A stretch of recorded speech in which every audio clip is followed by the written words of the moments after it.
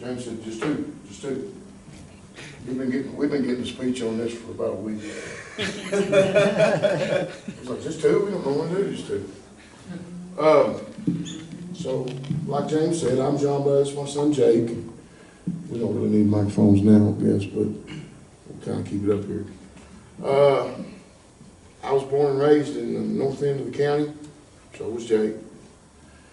I was raised in Fairview Baptist Church by some of the best folks you'll ever meet in your life.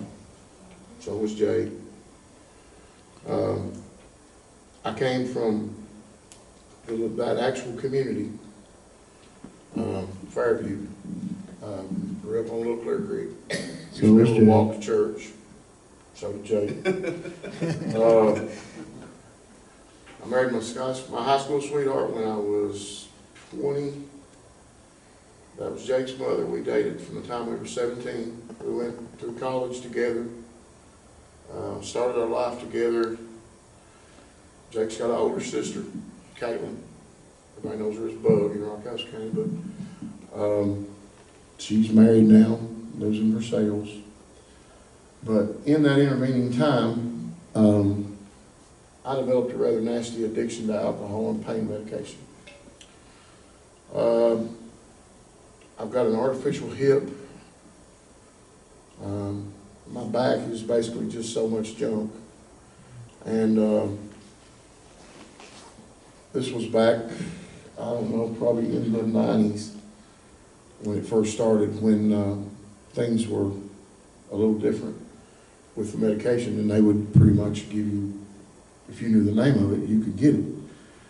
And I knew how to say Percocet. I practiced it. And I learned how to say Budweiser when the Percocets didn't work any longer as well. And I had a lot of things going on personally. I had grown up in a home where alcohol was very prominent, but also hidden. We had a basement to our house. I can't count the times my dad would go to the basement as one person and come back as another.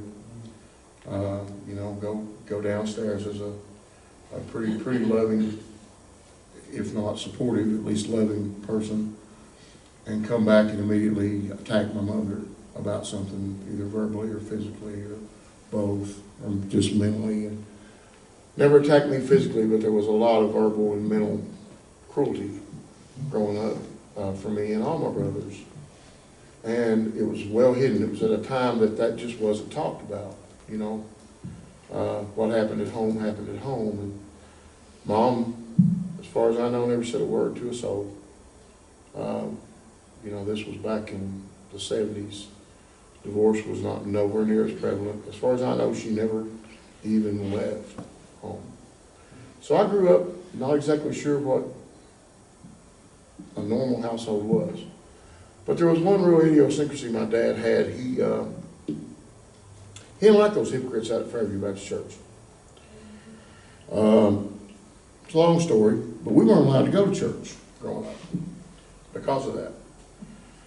And my mom actually would stand up sometimes and make him let us go. And every time that happened, it would turn into a pretty physical situation, but he never could he never could take her all the way, or wouldn't. So we would get to go some, and then there was a gentleman named Cletus Peters. Everybody knows who Mike Peters is, the sheriff.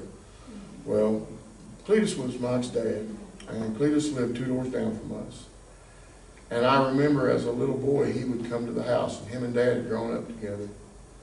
And Dad liked Cletus, and they were neighbors, and they shared a property line and everything. And so Cletus Peters would carry me to church on his back. That's how I got to go to Sunday school.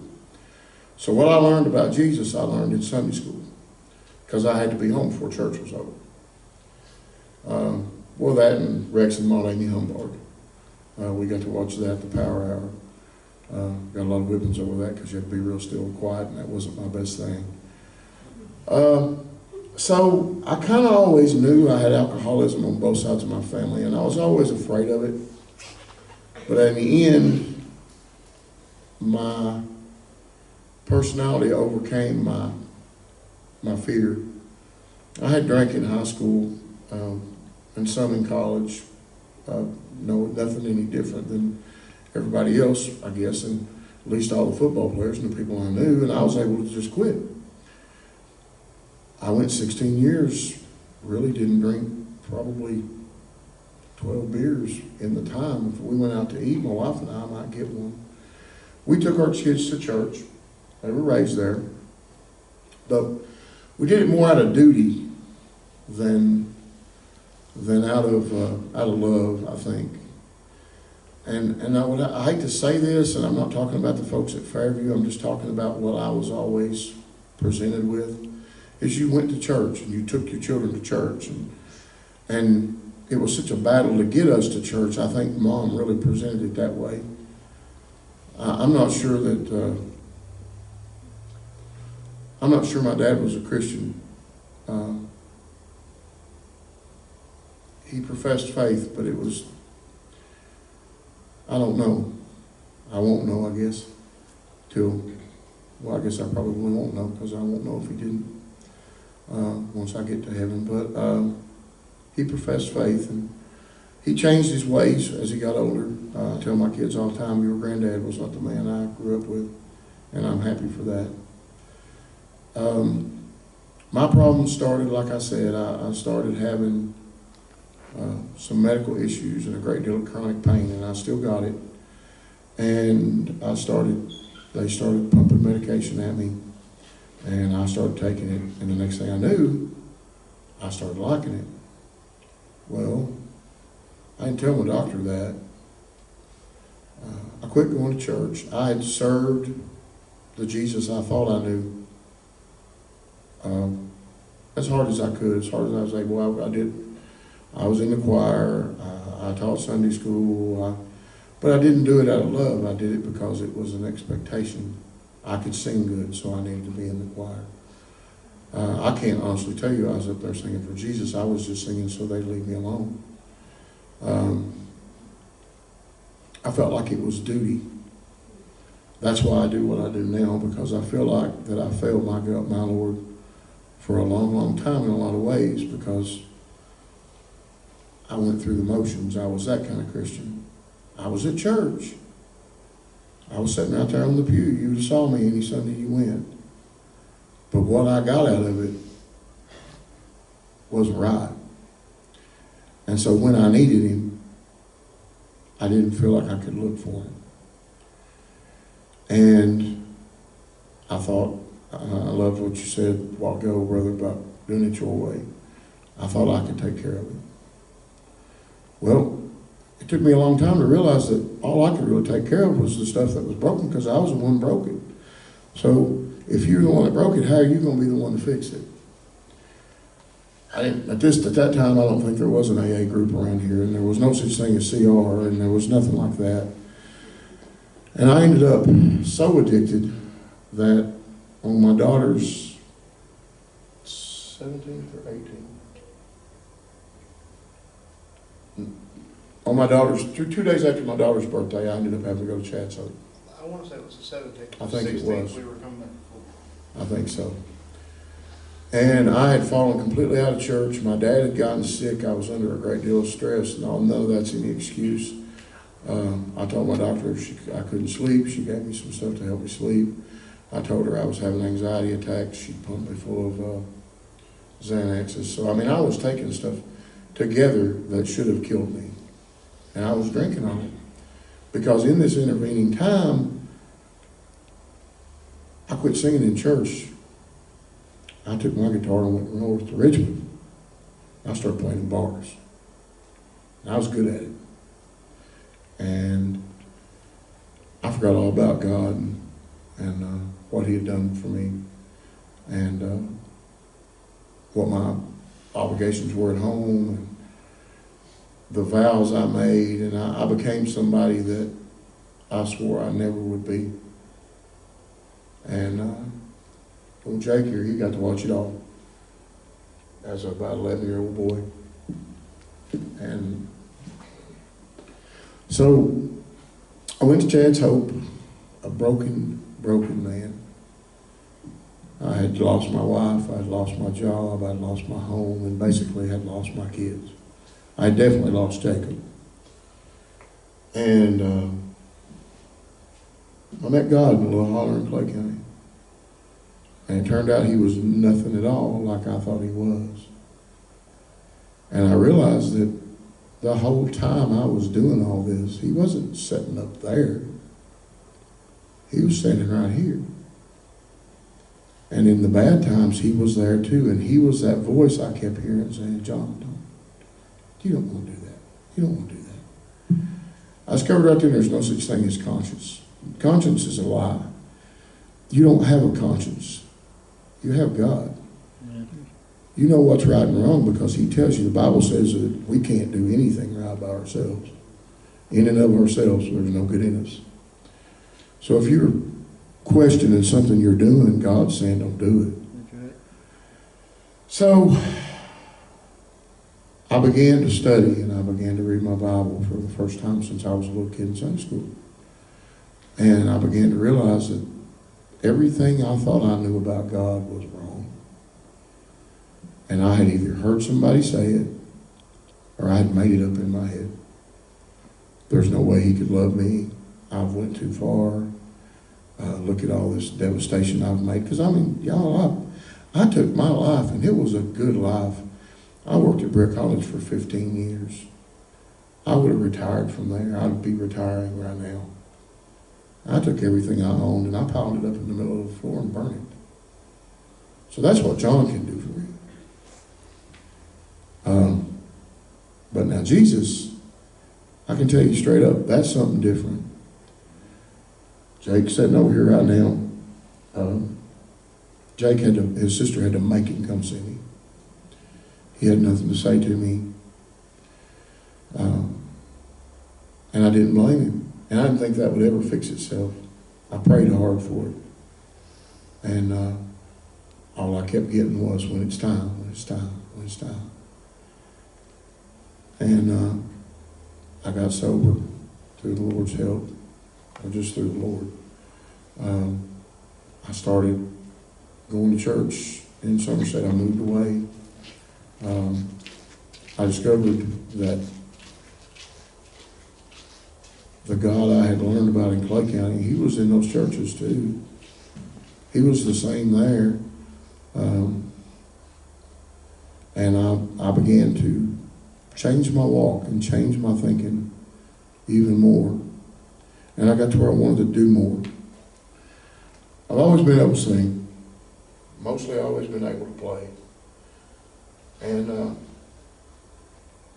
this is going to sound strange. My favorite book in the Bible is Isaiah.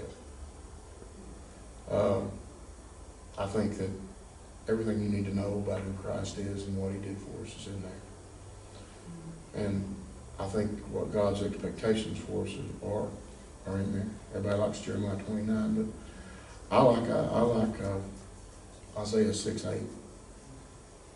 And I try real hard to live my life today on Isaiah 6:8 because for so many years I didn't. So, you know, Isaiah 8 says, 6:8 says, who shall we send and who will go for us? And I said, here, my Lord, send me.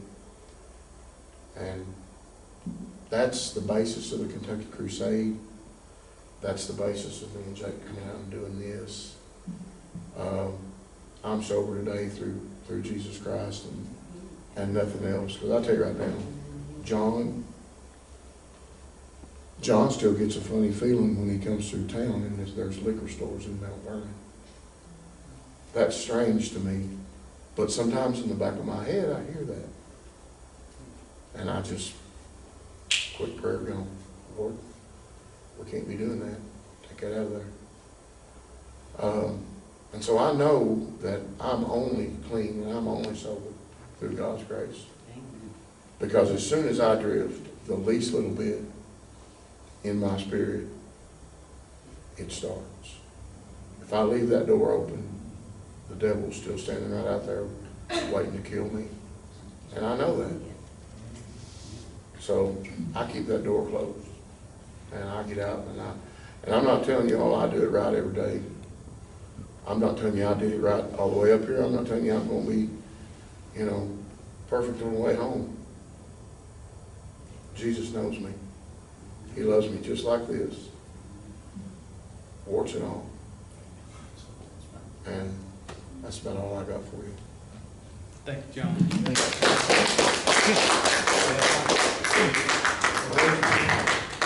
All right, I'm Jake. I'm John's son.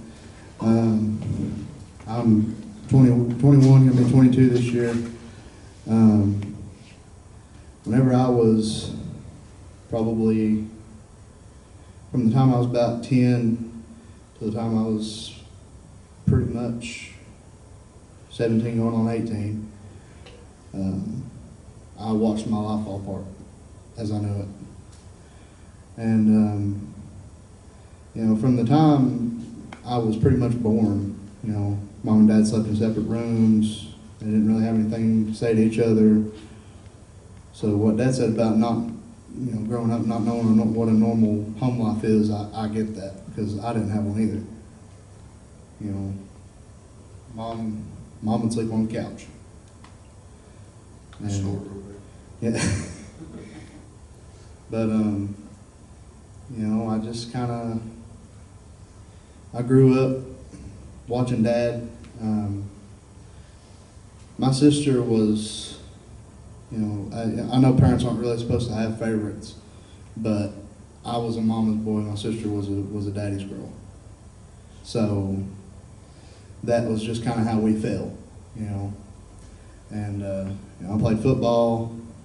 Whenever I was playing sports, that was the most time that I really had with Dad. Pretty much all the other time was he was helping her with softball stuff.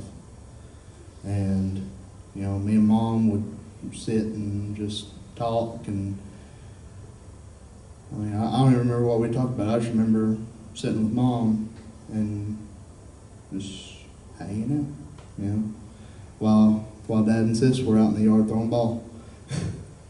And, I have really good memories of my sister, but also have some really bad memories of my sister, because I've always been larger, and coming from a family of big people, there's things that come with that. You get all these little skinny kids wanting to talk crap, talking, "Hey, fat boy," So I learned pretty quick that if I wanted to get by and wanted to be left alone, then I needed to learn how to fight. I needed to learn how to defend myself, And then I discovered football. After growing up, fighting in the churchyard and all that kind of stuff, That's what we did. I discovered that I could go and hit people and not get in trouble. And I loved it, because I was an angry and I was just mad, man.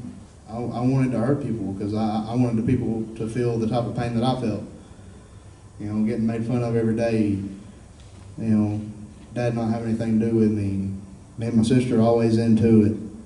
I wanted people to just get a little taste of that, A lot of times it came from this right here. Right there.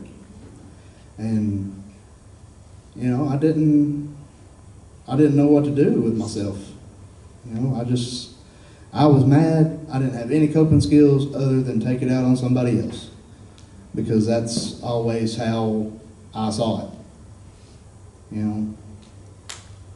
Home life for me was getting yelled at, and, just for nothing, it seemed like.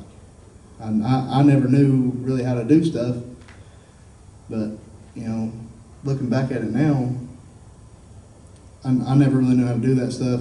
Like, I was really bad at stacking wood. I was great at splitting it, but I couldn't stack it for nothing. Oh man, that would grind Dad's gears. He'd get so mad. And, I got chewed out for it a couple of times, but, I'd never really been taught, I was kind of, but Dad never really had that kind of relationship with his dad either. it was kind of the same thing. It was just generations coming down. So I discovered football. Fast forward to my sophomore year, I ended up tearing my ACL. And that's where I got introduced to pain pills. I partied and stuff in high school, drank, whatever. But I discovered those pain pills, and I was like, whoa, okay. These are dangerous. But, you know, I needed them. That's what I kept telling myself, you know. These could be a really bad time. I could find myself on a path that I don't want to be on, but I needed them. I was hurting, you know. I was in a lot of pain. So I took them. And I just kept taking them. Because I don't know if any of you all have had knee surgeries or leg surgeries of any kind. That pain, it turns to soreness right away, and it's really hard to tell the difference between them. Does that make it? You had leg surgeries? Yes. Have you? You know what I'm talking about? I know Dad knows what I'm talking about. Whenever it rains, I still feel it, man. And, you know, then the following year, I ended up breaking my leg, having to have surgery on my ankle, and then I had my gallbladder taken out. And, you know, it was just surgery after surgery after surgery. In the span of 3 years, I had 6 surgeries throughout my high school career. And, you know, I spent most of my high school on homebound. And then the other part of my high school, I spent going to church because I knew that going to church made you a good kid. And, you know, if you go to church while you're in high school and you're not out partying all the time, even though I was, that makes people proud of you. And I wanted people to be proud of me.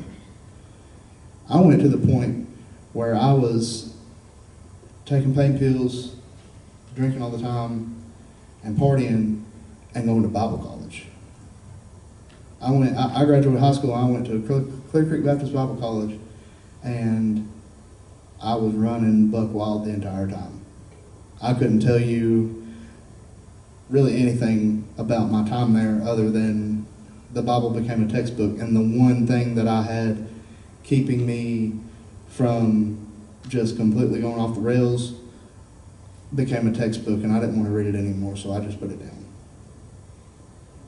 And I quit praying. I quit praying for anything, really. You know, just whenever I was drinking a little too much, I'd say, oh Lord, I better quit. And then I'd quit, and I'd be like, oh my goodness, he answered my prayer. That was about the extent of my prayer life. And that's not even really a prayer, in my opinion. You know, I didn't ask God for anything. I said, I used the Lord's name in vain and called it a prayer, you know. And, you know, I have a lot of just memories of myself being somebody that I didn't really want to be. So I turned into somebody who I despised, and that was the dad that I grew up with. The person that tore my life apart in my eyes, in front of my eyes. And I just was like, man, this ain't where I want to be. This is not where I want to be when Jesus comes back.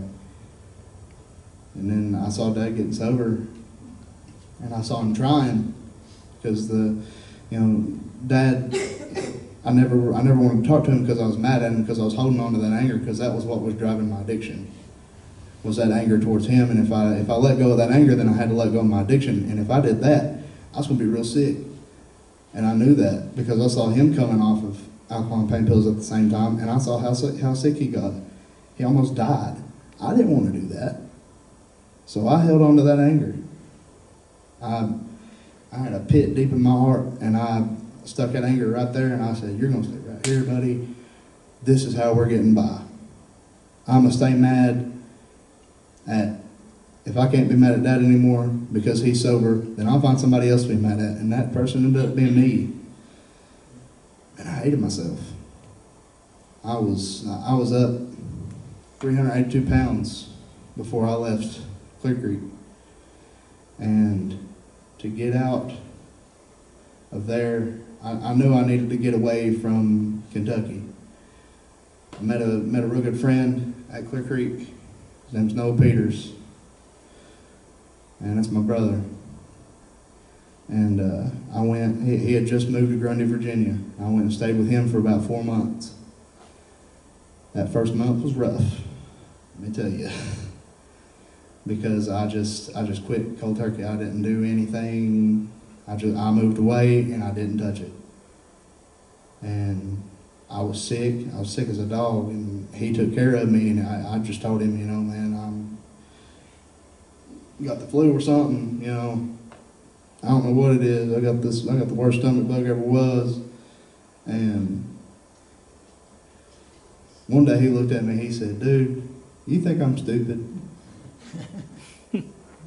I said, "Do you really want me to answer that?" And he said, "Man, I know you're coming off of something, and I don't need you to tell me what it is. I'm not going to tell mom and dad about it. Just don't lie to me anymore and tell me what you actually need, and I'll get it for you." I said, "Get me a lot of water, man. Get me a whole lot of water so I can flush this stuff out and get back on my feet. Because that's what you got to do. You got to push through it." And ended up getting a job. I worked there for about 3 of the 4 months that I was there. I was at Walmart, stock boy, yeah. And I have, you know, great friends in Virginia now, people that I love dearly still to this day. And you know, I was gonna stay there. I was gonna move there and not come back because, you know, I needed to be away from this place, needed to be away from Dad, everybody. Didn't even want to talk to my mama, you know. And I was ready to start a new life. I really was. I was ready to just not just cut everybody off here and start a new life. And then David Peters was a pastor, is Noah's dad. And he was the pastor of Grundy Baptist Church, and honestly my greatest mentor. He taught me more about the Bible than I ever knew. And he looked at me and he said, "Are you sure that this is what you want to do?" I said, "Yes, it is." He said, "Are you really sure? Because I was praying about you today. You know what God told me?" I said, "What did he tell you, Dave?" He said, "Your mama misses you." And man, that just crushed my soul, dude. And then he said, "Your daddy misses you, your sister misses you." Naming people that he had never met in his life. My best friend, Matt, said, "Matt misses you." I was like, man, okay. I'm going to go home. So I came back home, and then I saw that Dad was living in Somerset, and I was in this little house that I was living in after the house in the holler blew up, hypothetically. I was living there. Mom had to get rid of it. She was moving in with her boyfriend. So I was left with a choice. I could either move to Jackson County or I could move to Somerset. I said, you know, I'll give him a shot. I said, I'll give Dad a shot. I was clean. I was doing the right thing. He was clean. He was doing the right thing. I said, I'll give him a shot. We'll see where this goes. And here we are. We're playing music together. We're sharing a joint testimony together. You know, we are restoration in a nutshell. God's restoration took a son who was completely through with not only his dad, but his entire life in this state, and has brought me together. He's brought me back together with my dad. He's given me a good relationship with my mom, my sister. Me and my sister are closer now than we have ever been in my entire life. And, you know, I love this state. I love this place. I love where I live at now in Nancy, way back in the country, and nobody can come and bother me because nobody knows where it is. And me and Dad live together, we sing together, we serve together, we work together. I mean, my dad is I can say wholeheartedly that my dad is my best friend. I mean, hands down, no ifs, ands, or buts about it. And, you know, I never thought I'd see the day, for real. And I'm just blessed, you know. Got good friends around me. Got James over there. Man, you don't know. 'Cause whenever I started coming to your shop, and I was in a rough spot. And, you know, you've taught me through a lot of stuff, you know, whether you know it or not. You know, all those little conversations we always had about God were something I was struggling with, and I didn't want to ask you about it, you know. But, you know, you've taught me through a whole lot of stuff and helped me understand a lot of stuff, so thank you for that, for sure. And that's about all I got. I'm going to play your song if that's all right. All right, thank you, Jake.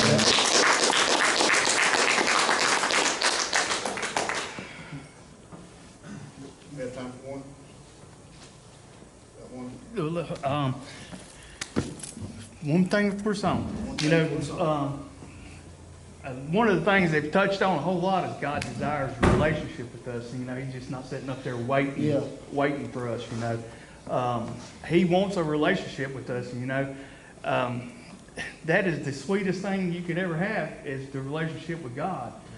We search for that fulfillment in a lot of other things, but you'll never find that fulfillment until you surrender all your life and come into that relationship with Him. And it's not to please Him. It's because you love Him. And, you know, that's falling in love with God is like one of the greatest things I ever did. You know,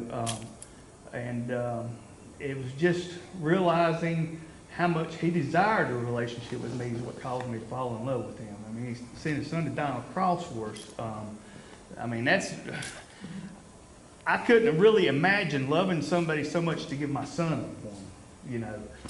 But God loves us that much that He did that. No, I wouldn't encourage Jake. I mean, when you think about it in those terms, it's kind of humbling. Yep. But he's going to play our altar call song, and if you want to pray about it.